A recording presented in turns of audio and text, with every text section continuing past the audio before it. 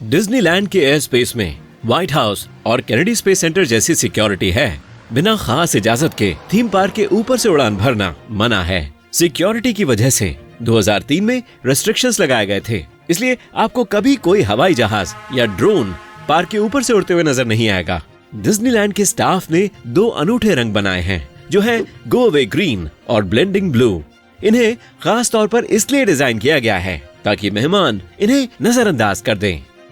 Go away green का इस्तेमाल back stage इमारतों पर रंग करने के लिए किया जाता है, ताकि ये इमारतें मेहमानों की नजर से ओझल हो जाएं और सभी तरह का टेम्परेरी कंस्ट्रक्शन का काम लोगों की नजर में ना आए। अगर आप इरादतन तलाश नहीं करते हैं, तो आपकी आंखें इस रंग में रंगी चीजों को देख नहीं पाएंगी। इसकी बजाय आपका ध्यान दूसरी जरूरी चीजों पर चला जाएगा, जैसे खूबसूरत और तैयार इमारतें। मुमकिन है कि आप पार्क में घूमकर वहां से बाहर भी निकल आएं और आपको पता ही न चले कि वहां किसी तरह का कोई कंस्ट्रक्शन हो रहा था। ब्लेंडिंग ब्लू का इस्तेमाल इमारत को आसमान के रंग में मिलाने के लिए किया जाता है। कई इमारतों के ऊपरी हिस्से को इस खास शेड में पेंट किया जाता है, ताकि ये उतनी ऊंची नहीं दिखती जितनी ऊंची वे असली में हैं। फ्लोरिडा में पार्क के लिए इस रंग को फ्लोरिडा के आसमान के शेड से मैच करने के लिए एडजस्ट किया गया था। गो अवे ग्रीन और ब्लेंडिंग ब्लू का इस्तेमाल अक्सर उन इमारतों को पेंट करने के लिए किया जाता है जिन्हें डिज्नीलैंड आपसे छिपाना चाहता है। इमारत के निचले हिस्से को आमतौर पर पेड़ों की ऊंचाई तक गो अवे ग्रीन के साथ पेंट किया जाता है। बाकी हिस्से को आसमान के साथ मिक्स करने और इमारत को कम नोटिसेबल बनाने के लिए नीले रंग में रंगा जाता है, जिससे आप खूबसूरत और शानदार डिज्नी मैजिक का मजा ले पाते हैं। डिज्नीलैंड कुछ इमारतों को बड़ा दिखाने के लिए रंगों और फोर्स पर्सपेक्टिव का भी इस्तेमाल करता है। स्लीपिंग ब्यूटी का महल इन इमारतों में से एक है। महल के टॉप पर इस्तेमाल किए जाने वाली ईंटें नीचे वाली ईंटों की तुलना में छोटी होती हैं, जिससे महल लंबा नजर आता है। पार्क को ज्यादा दिलकश बनाने के लिए वो सेंट का भी इस्तेमाल करते हैं। पार्क के चारों तरफ इमारतों के अंदर कई ओडर पंपिंग मशीन छिपी हुई हैं। ये खुशबू आपके शानदार डिज्नीलैंड एक्सपीरियंस के लिए जरूरी हैं, जो इसे ज्यादा सुखद और यादगार बनाती है। लोग कहते हैं कि डिज्नीलैंड की कई जगहों पर खास तरह की खुशबू आती है, जो बिल्डिंग्स जितनी ही जानी पहचानी होती हैं। डिज्नीलैंड में 14 साल और उससे ज्यादा की उम्र के लोगों को कॉस्ट्यूम्स पहनने की इजाजत नहीं है। आप सिर्फ कुछ डिज्नी इंस्पायर्ड एक्सेसरी ही पहन सकते हैं, जैसे मिनी माउस के कान या फ्रोजन टी शर्ट। अगर आप पूरा कॉस्ट्यूम पहनते हैं, तो आपको तब तक पार्क में घुसने की इजाजत नहीं दी जाएगी जब तक आप उसे बदल नहीं लेते हैं। ऐसा इसलिए है ताकि मेहमान आपको डिज्नीलैंड के कलाकार न समझें, जो कैरेक्टर्स को रिप्रेजेंट करते हैं। अगर दर्जनों नकली कैरेक्टर्स पार्क में घूमेंगे, तो सोचिए डिज्नी की सिंड्रेला को ढूंढना कितना मुश्किल और कंफ्यूजिंग हो जाएगा। लेकिन अगर आप वाकई अपने पसंदीदा कैरेक्टर की तरह तैयार होना चाहते हैं, तो आप हैलोवीन के मौसम में डिज्नीलैंड जा सकते हैं।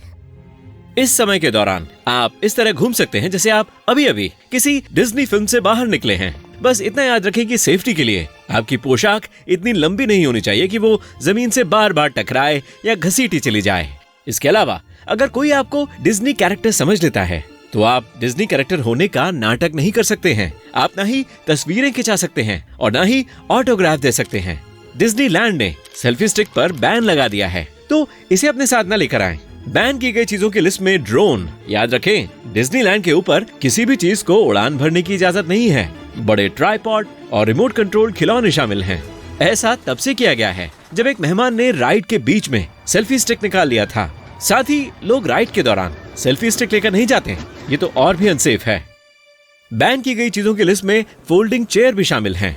ये कूल है और इससे आप कहीं भी बैठ सकते हैं, खासकर तब जब आप लाइन में इंतजार कर रहे होते हैं। लेकिन इसे घर पर ही छोड़कर आएं और डिज्नीलैंड की बेंच का मजा लें। आपको कुर्सी के साथ अंदर नहीं जाने दिया जाएगा। अगर आपका कोई दोस्त डिज्नीलैंड में अपना बर्थडे मना रहा है और आप उसके लिए एक गिफ्ट लेकर आए हैं, तो याद रखें कि गिफ्ट रैप्ड नहीं होना चाहिए। सिक्योरिटी आपके गिफ्ट को चेक करेगी, ताकि आप पार्क के अंदर ऐसा कुछ न ले जा पाएं जिसकी इजाजत नहीं है। अगर आप इसे रैप करके ले जाते हैं, तो वैसे भी उन्हें तो इसे खोलना ही होगा। सभी कलाकारों को अपनी जॉब सीक्रेट रखनी होती है। अगर कोई स्टाफ मेंबर पार्क में एक खास डिज्नी कैरेक्टर को प्ले करता है, तो उन्हें किसी को भी ये बात बताने की इजाजत नहीं होती है। न तो वे अपने कैरेक्टर को जाहिर कर सकते हैं और न ही वो अपने रोल पर कास्ट मेंबर्स के अलावा किसी और के साथ बातचीत कर सकते हैं। तो स्टाफ मेंबर्स अपने दोस्तों या रिश्तेदारों से कह सकते हैं कि वो उस इंसान के दोस्त हैं जो वह कैरेक्टर प्ले करता है। साथ ही उन्हें सोशल मीडिया पर अपनी जॉब के बारे में बताने, कॉस्ट्यूम में किसी तरह का फोटो लेने या कोई बैक स्टेज फोटो लेने या उन फोटोज को कहीं पोस्ट करने की इजाजत नहीं है। ये सब डिज्नी मैजिक को बरकरार रखने के लिए किया जाता है। कलाकारों को अपने काम को संजीदगी से करना होता है और कैरेक्टर के लिए सबसे बेस्ट एक्टर बनना होता है। नौकरी मिलने के बाद उन्हें एक जरूरी ट्रेनिंग दी जाती है ताकि वो कैरेक्टर को प्ले करना सीख सकें। साथ ही वो खुद ये नहीं चुन सकते हैं कि उन्हें कौन सा किरदार निभाना है, ये उनके लिए अलग से तय किया जाता है। रोल मिलने के बाद उन्हें सैकड़ों बार उस कैरेक्टर की फिल्म देखनी पड़ती है, उनकी कहानी सीखनी होती है, उनकी तरह बात करना और बर्ताव करना सीखना होता है। चाहे कुछ भी हो जाए, कलाकारों को काम करते हुए हर सेकंड कैरेक्टर में ही रहना पड़ता है। जो भी वो करते हैं उन्हें अपने किरदार में ही करना होता है। चिप और डेल हर समय बेवकूफाना बर्ताव करते हैं, मलेफिसेंट मतलबी बर्ताव करती है और एरियल अक्सर महासागर का रेफरेंस देती है। डिज्नीलैंड के स्टाफ को हर सवाल का तुरंत सही जवाब देना होता है जो मेहमान पूछते हैं। इसका मतलब है कि एक्टर को पूरी तरह से कैरेक्टर में डूबा होना चाहिए। किसी भी कैरेक्टर के बारे में बात करना मना है जो असल कहानी में नहीं थे। साथ ही वो ये भी नहीं दिखा सकते कि वो डिज्नीलैंड के बाहर की जिंदगी के बारे में कुछ भी जानते हैं। अगर आप उनसे पूछेंगे कि उनका पसंदीदा सोशल मीडिया ऐप कौन सा है, तो वे आपसे पूछेंगे कि सोशल मीडिया क्या होता है। साथ ही कलाकारों को ऑटोग्राफ देने के लिए ट्रेनिंग दी जाती है। हर डिज्नी कैरेक्टर का अपना खास ऑटोग्राफ होता है और भले ही इन कैरेक्टर्स को निभाने वाले अलग अलग लोग हों, ऑटोग्राफ हमेशा एक जैसा दिखना चाहिए। अगर आप 5 साल पहले की तुलना आज से करें तो यह बिल्कुल वैसा ही रहेगा। ऐसे लगेगा जैसे उसी इंसान ने आपको ऑटोग्राफ दिया है जो 5 साल पहले था।